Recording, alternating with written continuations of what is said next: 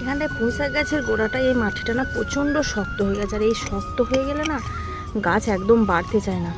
ওই জন্য ভালো করে আগে না এটাকে খুঁড়ে দিতে হবে, তাহলে মাটিটাকে নরম করে দিলে গাছটা ভালো হবে। আগে সেই কাজটাই আগে করতে হবে।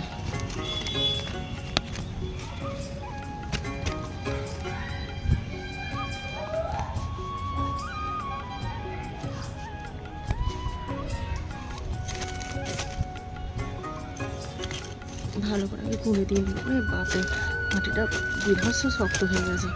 তারপর আগাছা হয়েছে, এই আগাছাটাকে তুলে ফেলে দিতে হবে। যদি বৃষ্টি হয় তো ভালো কথা, নাহলে আবার পানি দিতে হবে সকালে এসে। অনেক শক্ত হয়ে গেছে মাটিটা।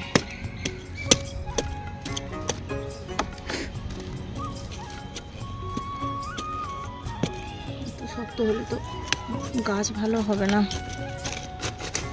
যাই হোক, যা পেরেছি করেছি। এই পুঁইশাকের গাছের গোড়াটা একবারে বন হয়ে গেছে।